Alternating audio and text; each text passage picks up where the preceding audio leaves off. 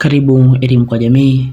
Kipindi kilichopita tulisoma au tuliangalia elimu ya maisha na mafanikio.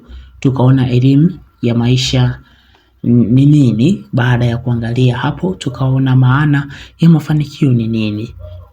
Sasa leo tunaendelea, tunaona umuhimu wa elimu ya maisha. Je, sasa kwa nini tunasoma elimu ya maisha? Tunasoma kwa sababu elimu ya maisha, cha kwanza tunaisoma kwa sababu hujenga tabia njema.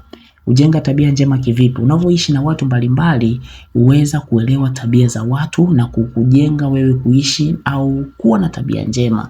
Kwa hiyo tunaposoma elimu ya maisha inatusaidia kujenga au kujenga tabia njema. Kitu kingine, inatusaidia kufanya maamuzi sahihi. Katika jamii fulani unajua kwamba hili ni baya, hili ni jema katika jamii husika unaoishi. Kwa hiyo inakusaidia wewe kuweka au kufanya maamuzi sahihi. Ya tatu, hujenga nidhamu binafsi. Wewe kama utakuwa na nidhamu binafsi, ushiriki katika kazi mbalimbali zinazokuzunguka katika jamii yako. Kwa hiyo itakujenga katika ratiba fulani katika jamii husika ambayo inakuzunguka, kwa sababu tunaposoma elimu ya maisha inaweza kukusaidia wewe kujenga na kukuimarisha zaidi.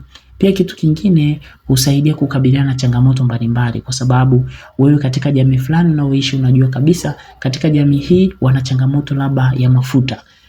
Sasa wewe namna gani ya kutatua? Kwa hiyo inaweza kuitatua hiyo changamoto mbalimbali ambazo zinaweza kazi na kumbana katika ile jamii, ili kuweza kudevelop ile jamii na kuwa na kujipatia kipato zaidi. Kitu kingine, huongeza uwezo wa kuwasiliana na kushirikiana, kwa sababu unapoishi na watu vizuri zaidi uweza kuwasiliana na kushirikiana katika mambo mbalimbali, either yanaweza kuwa ya furaha au ya huzuni, kwa sababu inakujenga wewe katika jamii husika. Kitu kingine ambacho inaweza kusaidia tunaposoma umuhimu wa elimu ya maisha, wanasema kwamba huwezesha kufikia mafanikio binafsi na jamii kiujumla. Ndio maana kama nilivyosema, husaidia kukabiliana na changamoto mbalimbali.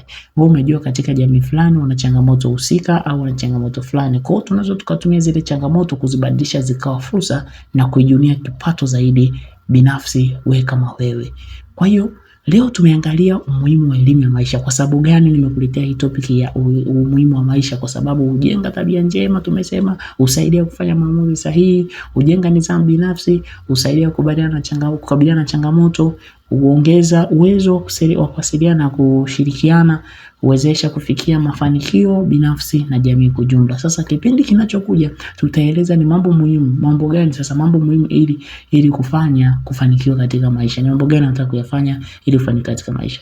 See you. Usisahau kushare, kulike and kusubscribe ili kwa maendeleo zaidi na kupata elimu zaidi.